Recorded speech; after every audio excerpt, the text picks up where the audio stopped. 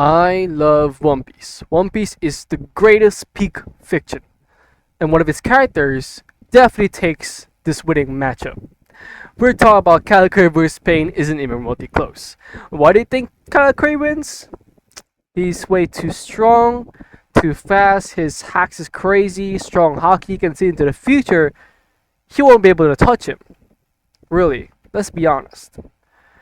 Pain, sure, he got six other people, crazy jutsu, is very strong, and that doesn't really matter if he gets speed boost already. Let's get right into it. Hey, how's it going, everyone? The people have spoken, and they want more cross-verse mayhem. So today, we have a versus battle between two fan-favorite I want villains. to check out his pose. More Gun for expand. Okay. Kisame versus Jinbei. Jinbei definitely takes that. Let's be honest. He takes that card. cross-verse mayhem. So today, we have a versus battle between two fan-favorite villains of their respective franchises. Katakuri, the billion-berry bounty man, and Pain. Boom. God. These two characters have been described as perfect or unbeatable. They stand as these massive walls that their respective protagonists must overcome. This fight will be broken up into two rounds. The first will be Katakuri versus the Six Paths of Pain. The second will be Katakuri versus Pain himself, Nagato. Okay. There won't be any verse equalization Thank you. this will be a normal There's so many debates that always goes with verse equalization. It's dumb. It's stupid. Like, if you want to have two fictional characters fight, don't let them have equalized abilities, which is not fair at all. versus battle. Now, before we begin, I want to go over win each conditions. character's win conditions. Pain can use the human path to rip out a target soul. He can also use Chibaku Tensei to seal his opponents and has access to the chakra absorption dragon via the Ghetto That's nothing. Let's be honest. That's Katakuri, nothing on the for other him. hand, takes a more humble Unga Bunga approach. Unga He either Bunga. beats down his opponents until they're incapacitated or no longer alive. He also uses his special spear mole to impale his opponents. Since both of these characters don't have any kind of immortality or durability hacks, an obvious win condition for both is to simply unalive or knock out the other. I'm not going to be going over each of these characters. Let's see this. Let's dissect. Pain's abilities. Diva Patendo. Control over attractive and repulsive forces. Shino Tensei, Chibaku Tensei, Bancho Tensei. I don't know what those are, but I can sense they're kind of strong, I guess. Preda Path. Ninjutsu Chakra Absorption. Useless since Katakuri doesn't have chakra or ninjutsu. Animal Path. Summon ninjutsu with environment animals. That's literally nothing. He would absolutely just murder those animals. He's the opposite of Peter. Ashura Path, mechanical body augmentation, weapon creation.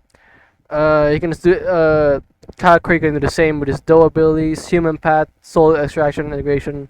Won't work if his Conqueror's Hockey can negate it, and as well as he can see in the future, so he can just dodge anything. Naraka Path, contact with the King of Hell, revive and repair other paths. Okay? That's more of a thing to them than against Katakuri, so I don't really care. Outer Path, can summon the Ghetto Mazo, Husk of Ten Tails, and revive those that have been killed recently. Not really an asset if all of them are already dead. Vertigan users can also create Black Roll, it's gonna disrupt the chakra flow, share vision. Will work, doesn't have chakra. Alright, let's abilities, since I feel like these two are known well enough, but they will be on the screen just in case some people. Katakuri's abilities. 8 moves, I know all these, so I don't really need to transform it with Monovillain.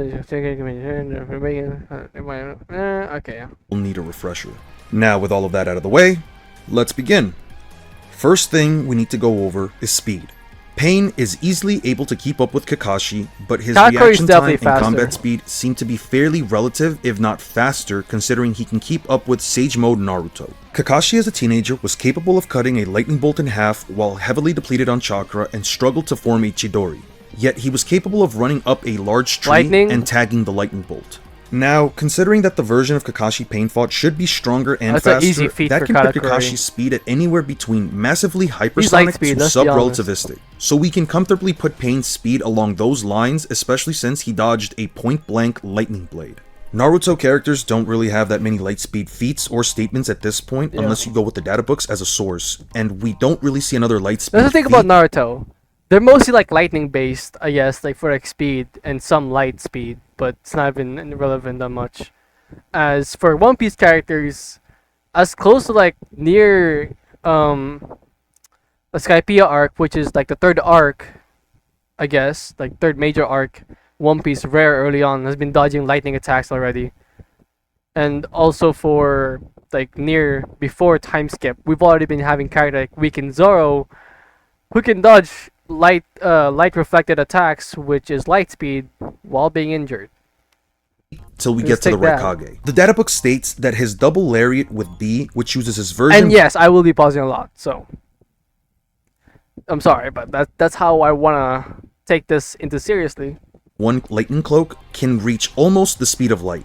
Now, I haven't found anything that states verbatim A's version 2 lightning cloak can put him at light speed or above, but for the sake of the video, we'll say that it does. Pain should be slower than A if A is the fastest shinobi in the world at that point in time, and A's top speed should be light speed. None of Pain's feats imply that he's as fast as A, and he seems to be, if anything, closer to or at least slightly above Kakashi's tier of speed.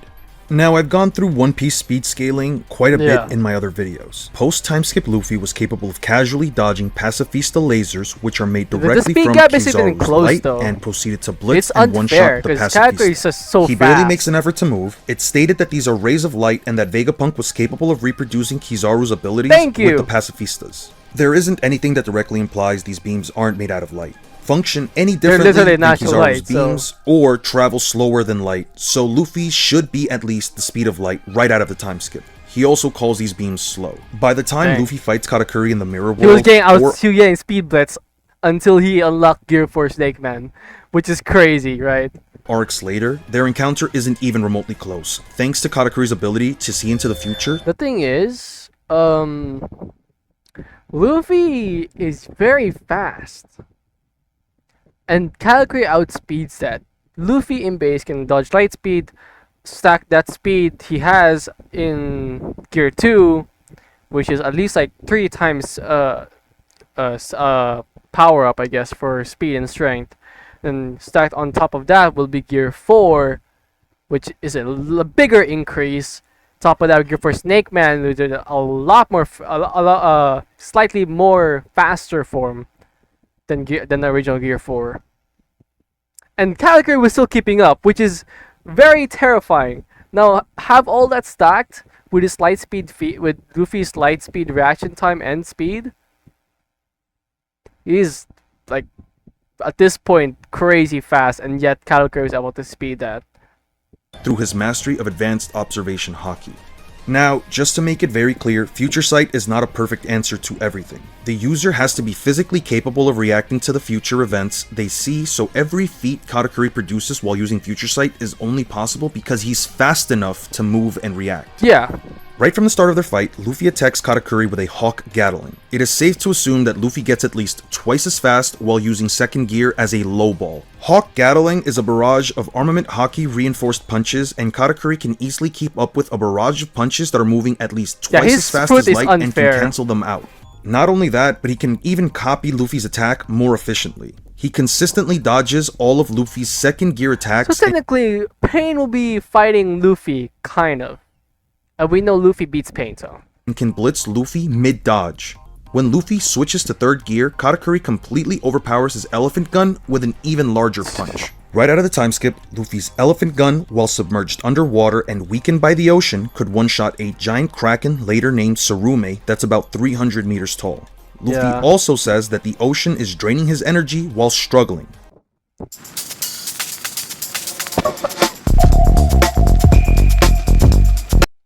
Katakuri blatantly says he has Luffy beat in both strength and speed. I'm gonna be honest when I say that these 6 paths of pain get absolutely blitzed and one-shot without a single chance. Katakuri doesn't underestimate his opponents. If they are weaker than him, he doesn't boast about it, he makes it clear that they are inferior, but will also acknowledge when his opponents may be a serious threat.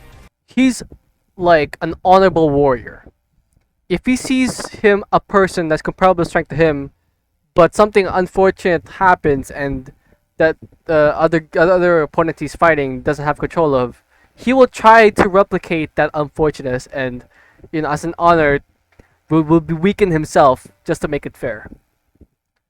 But that is if his opponent is honorable, and I don't think Pain is that honorable, unlike Luffy. There is no way one can scale the 6 paths of Pain to be at a speed tier even remotely close to Katakuri, and they aren't invincible when it comes to taking damage. The Predapath, besides being completely... I have not watched Naruto, but I know Naruto characters are like a few of them are light speed, while most of them are like lightning speed, and that's it. Useless in this encounter since its abilities can't absorb Mochi, also got one-shot by Naruto's frog Kumite, to the point that the Naraka Path had to repair him.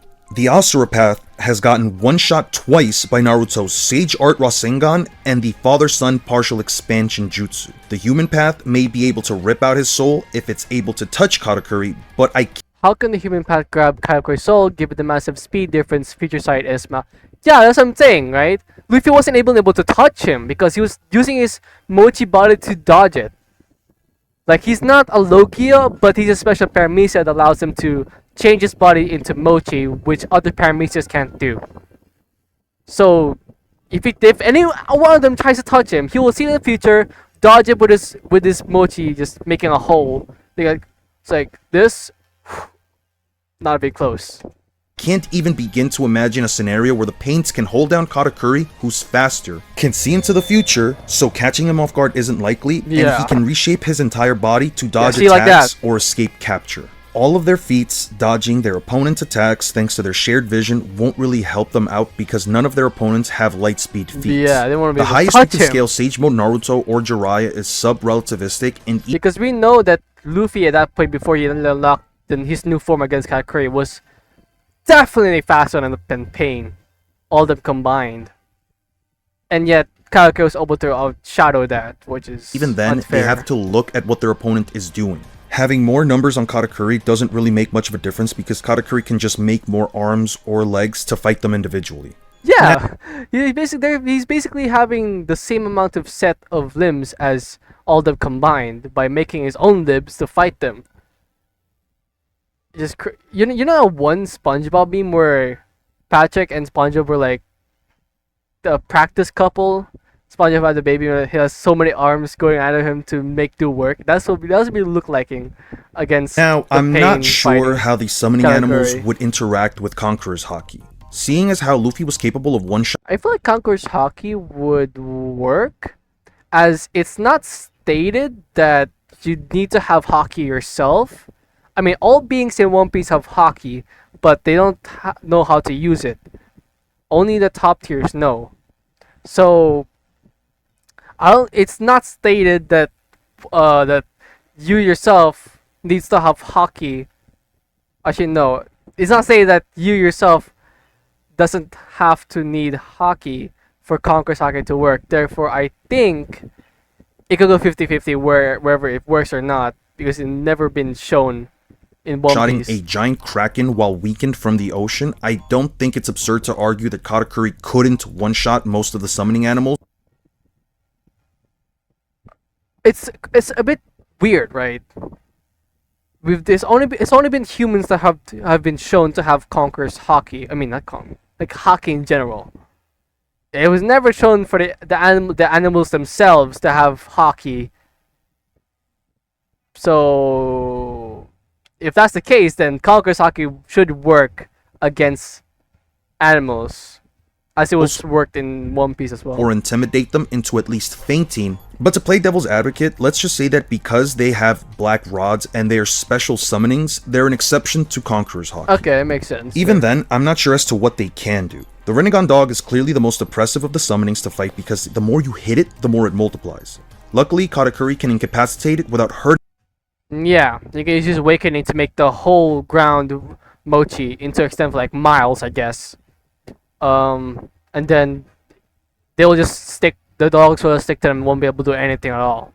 It by using his awakening to turn the surroundings into Mochi and burying the dog under so much Mochi it can't move. Yeah, like Either way, I'm not sure if the Rinnegan animals would even be much of a problem. The summoning jutsu seems to be a consistent starting move for both Pain and Nagato. No matter how the 6 paths choose to go about this, Katakuri will always know what they'll do first. If he gets a vision that the animal path can summon giant beasts at the start of the fight, he will try to attack him before they can even do it, yeah. Why Katakuri wouldn't just target her first and take her out, especially if he believes the summons will be troublesome. It's not like the other paths should be capable of reacting anyway, and it shouldn't take too much for her to go down. As I mentioned earlier, Katakuri doesn't underestimate his opponents, and he's an efficient fighter. He takes out a threat before it becomes a problem, wasting no time in completing his tasks. Early into his fight against Luffy, he even tries to go for Luffy's head, and Luffy even says that he's aiming for where he'll dodge.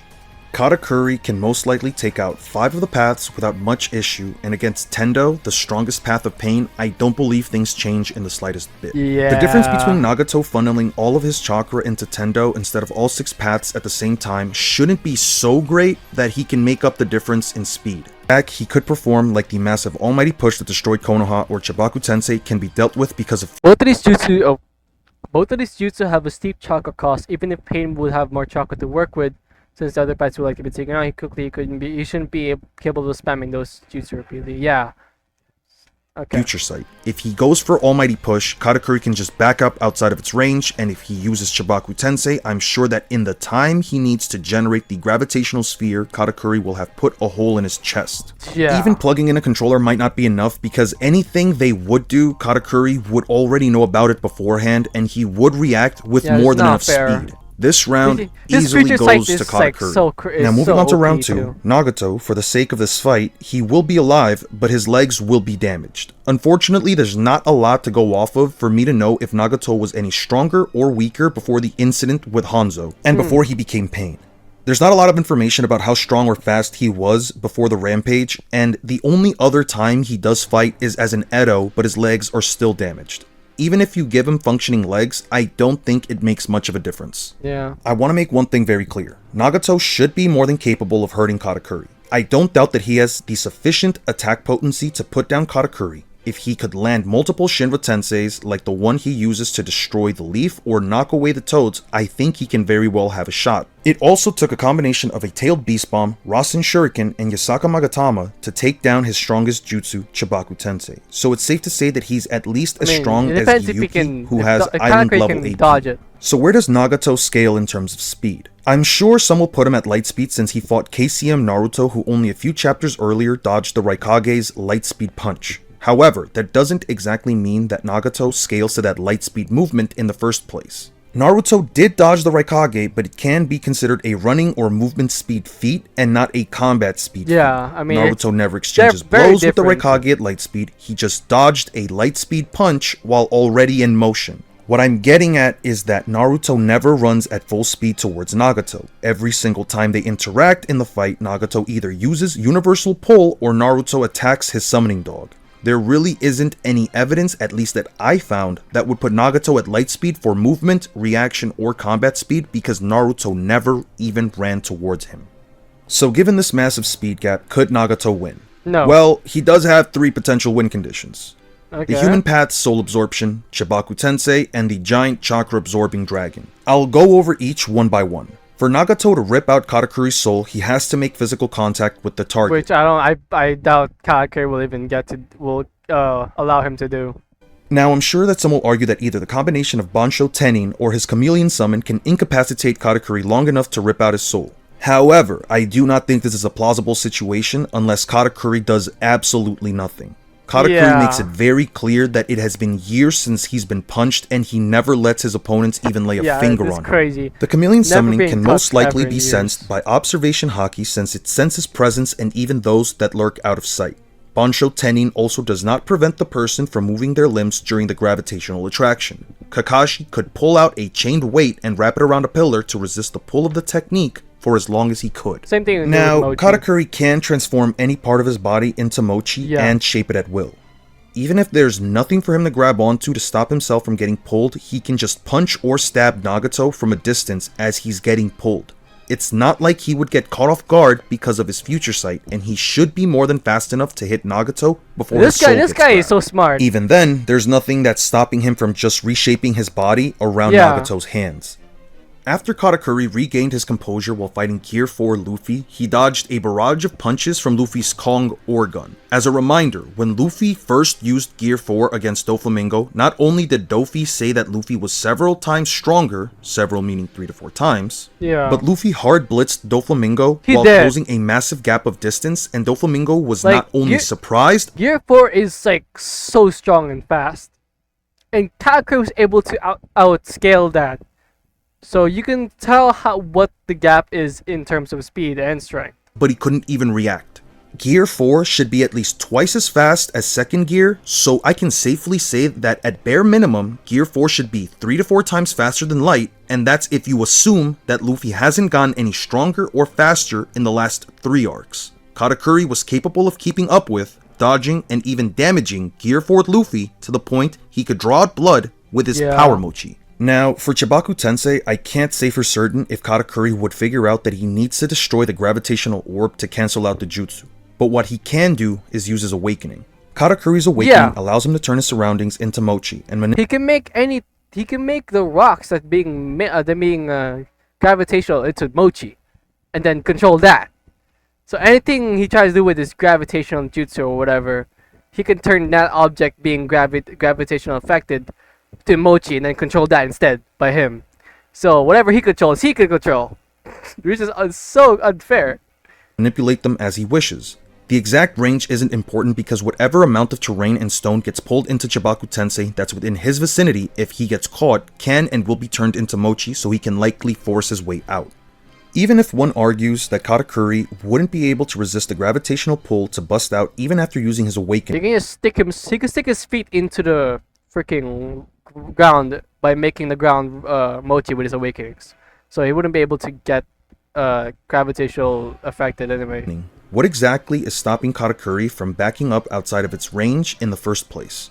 If Nagato forms the gravity ball without Katakuri intervening or finishing him off beforehand, his future sight would likely show him what the jutsu does. After all, Chibaku Tensei does have a range limit. It doesn't trigger immediately because it needs to float up into the air, and I don't think it would be disingenuous to say that if he knows what'll happen, and if he assumes he can't stop it, then he can back up at full speed far past its effective range. Katakuri could dodge Gear 4 Snake Man's Gum Gum Black Mamba at full speed while trying to close the distance, morph his body around its punches, and hit Luffy through multiple pillars. I don't see why he can't just back up or take out Nagato before the jutsu starts to pull in the terrain. As for the chakra absorption dragon, there isn't a lot of information that exactly explains how this jutsu works. The only thing I had to go off of was a Hidden Rain shinobi saying that if it touches you, you will die. Though it's not exactly confirmed, it's stated here that the dragon will extract the chakra of anything it touches, killing humans immediately. If this statement is true, then Katakuri has absolutely nothing to worry about because he doesn't have chakra, and it reinforces what we know chakra is the life force of all beings in Naruto, but since it's not verse equalized, which is I'm thankful for, he won't get affected because he doesn't have chakra. He has his will, and that's his life force, which they can't take.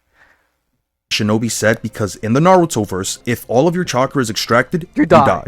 However, if you don't believe this statement is true, it doesn't really change anything. Hanzo was capable of evading this jutsu, and he doesn't have any light speed statements or feats, and even if he did, Katakuri should still be faster, because of his encounters with Gear 4, Snake Man, and Bounce Man. Not to mention, Nagato would have to summon the Ghetto statue and stab himself with the black rods for the jutsu to even work.